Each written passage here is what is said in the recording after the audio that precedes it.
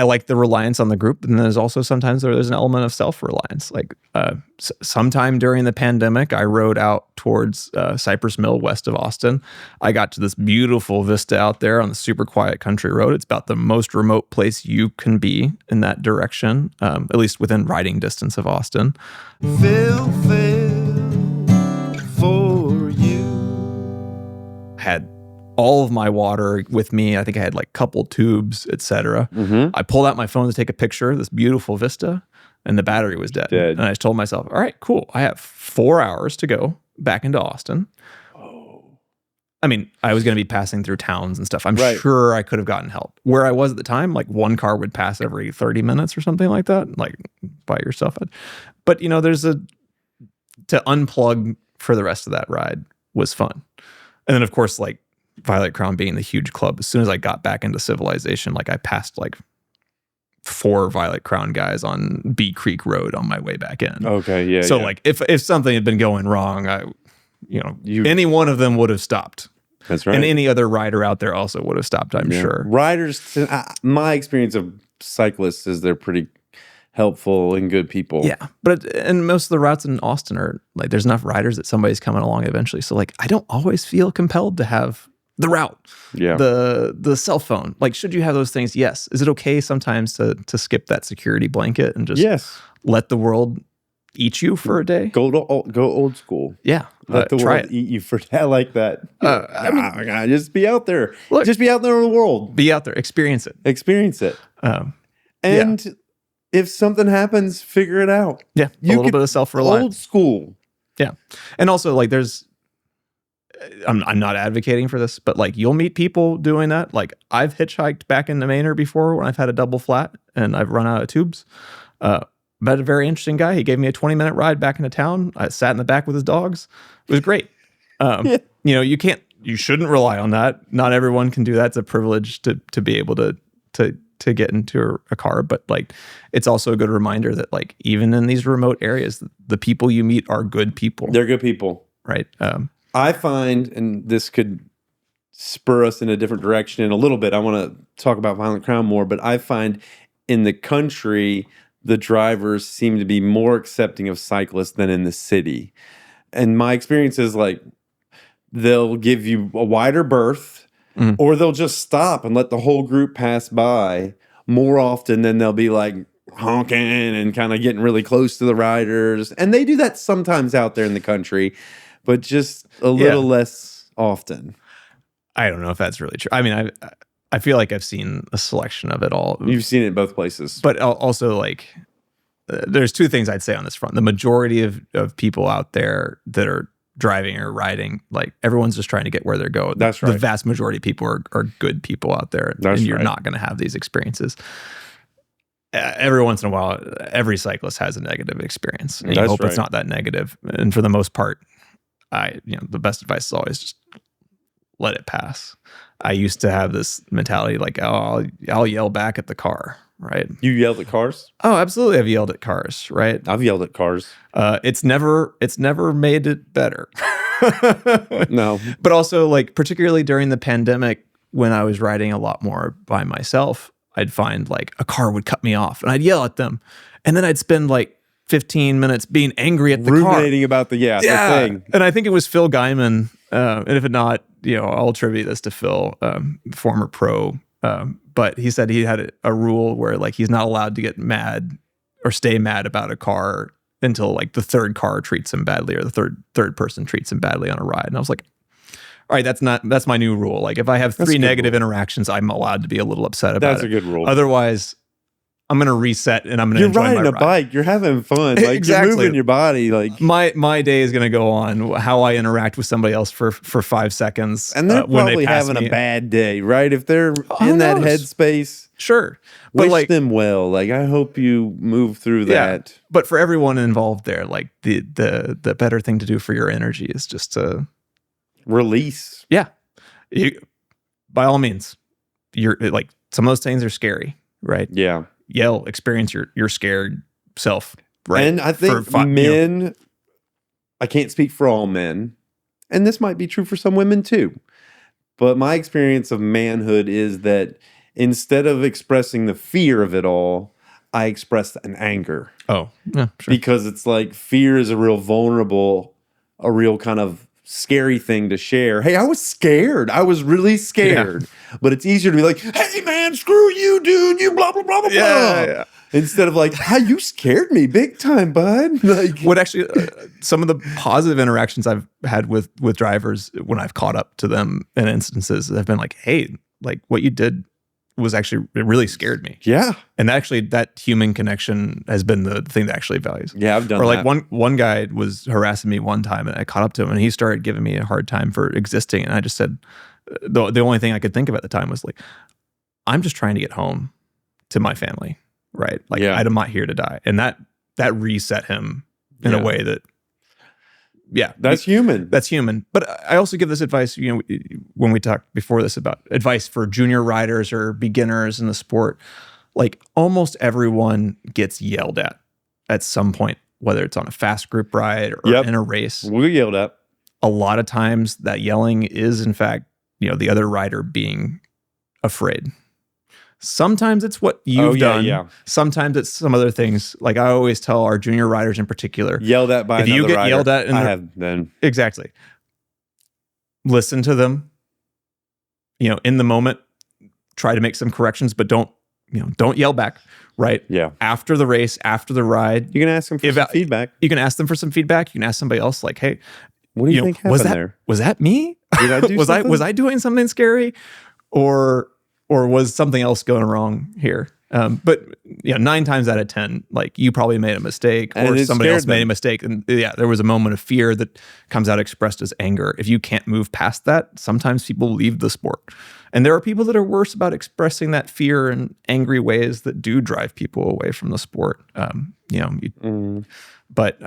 I'd say if you've had that experience on a ride and you thought, oh, shoot, I don't want to go back because somebody yelled at me. Go back. Yeah. It's okay. You know, I've had a couple experiences where in my memory, it happened on Great Northern. We're cruising and I'm in kind of a pace line-ish, just trying to hang on a wheel maybe. And someone passes me on the right and then gets in front of me before giving my front tire enough room and almost hits my front tire, and I've got to like scoot over for them. And man, that's just, it was somebody else scary. Yells at you. What's that? And then somebody else yells at you. Oh yeah, he didn't yell at me.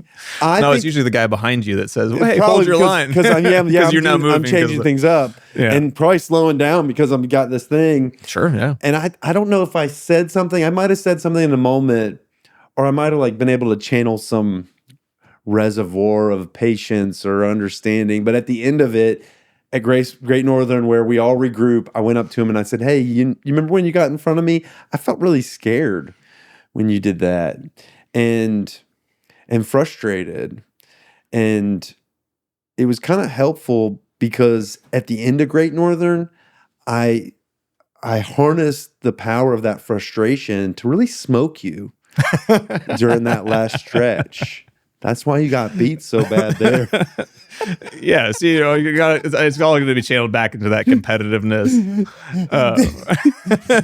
But if you can have a positive experience from it, like I've had angry interactions with folks on rides, or not on rides, in races, and I said, "I'm going to drop you," and then I did, dude. And sometimes it's harnessing it for the good, right? Like I'm not mad at it.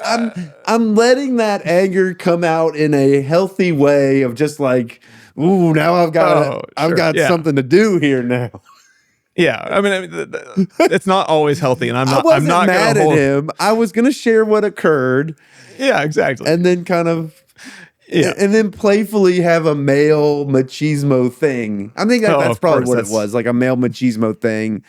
He didn't mean to do it, I don't think. No. He probably just didn't realize how much room he needed. And heck, I might have tried to speed up to get on his wheel instead of having him come over into mine. Sure. It might have been something that was very normal. Yeah. And all those are true. Like it's ultimately, sometimes a rider's going to chop your front wheel, but it is oftentimes your responsibility to protect your front wheel. If you are losing the wheel, you're losing the wheel. you got to put yourself back in a safe position. That's sometimes, you just got to wait. And that's honestly one of those beginner rider experiences. Oftentimes, like people are pushing really hard and they're trying to make those kinds of split-second decisions. Like, do I try really hard to hold this wheel and not let this guy in, or do I like back off and let it in? And that tends to be where mistakes do happen. There was no one in front of me. I was. Oh, nobody was in front. No one was in front of me. You were just going too slow then.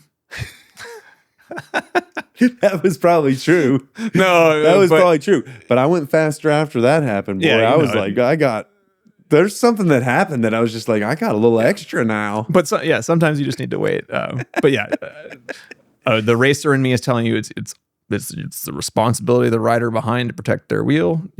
As long as the guy in front doesn't make some super erratic movements, that's my responsibility. That's your responsibility. Yeah. And I've seen crashes that were really tough, but they were 100% the fault of the rider behind the behind guy. And that's always sometimes that's a hard conversation to have with somebody. Like, hey, like that was bad, but it really, and it probably felt crap, but it really was your fault. It's your responsibility. So if you have a bad experience on these rides, come back. Have back, more. Learn. Yeah. And you do see learn. These experiences and have relationships. Mm-hmm. This is a human being that likes riding. You like riding. You probably have more in common than you have not in common. Yeah. And then this comes back to the development for all riders, but especially those that are athletes, right, or trying to go this competitive path. And I talk about this with our junior riders explicitly.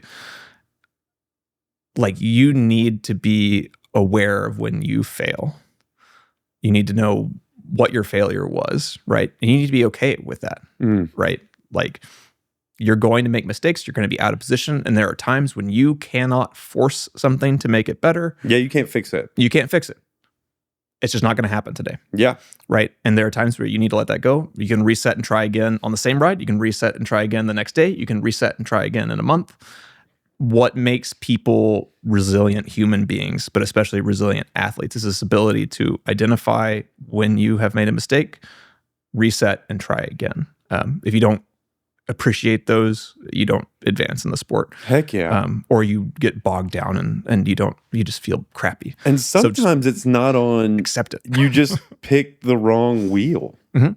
Like in a sprint, you have to understand who's in the sprint, right?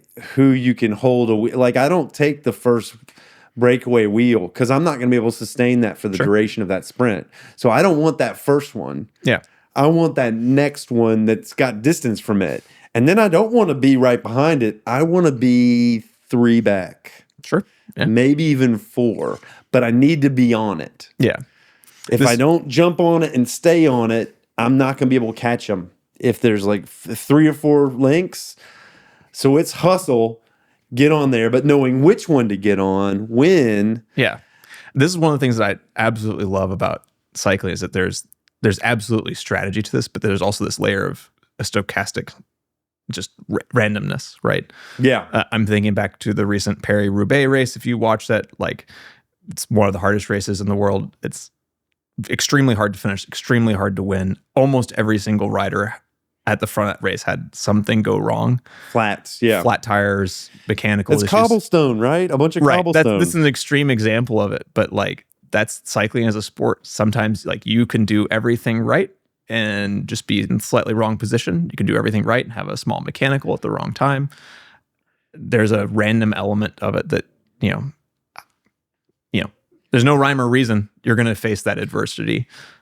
These are things you'll learn on Violent Crown group rides. They're things you'll learn on any group ride, but Violent Crown offers a ton of them. Sure. So, and Violent Crown is good people to learn them with. Yeah, absolutely. And I think it's a supportive nature here, too. And you'll see the same faces over and over again. Yeah. I got friends, man. Sure. I got friends on them rides. Absolutely. That I really enjoy and that I have competitive spirit with. I do. I will say, back when we were like 170 or 180 members, which is about where we were when I took over as club president, I really felt like I could actually name all 180 people in the club. I was close. I was doing really well, I think. And I do think that's some of the best community leaders I've ever known make such an effort to remember everyone's names. And it's great.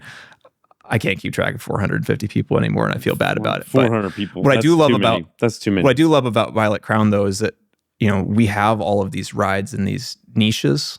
The bagel ride is one of these niches. The Tuesday Thursday ride is a niche. They're almost like their own siloed community. The bagel ride is different. I don't see as many of the bagel ride people on the Tuesday, Thursday, or the Sunday. But that's one of those things that, like, while we fall under the same umbrella, like, we have these little micro communities that are, all of them are a little bit different, but they have that friendly nature. They have the people that know your name, like, pretty much no matter where you go in those groups. Like, you do not stay anonymous on Violet Crown rides, and people will absolutely look for you. And if you come back after a year, they'll ask you by name where you been.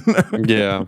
And people do come and go over the years, but a lot of times they come back and slot right back in. And so I love that element.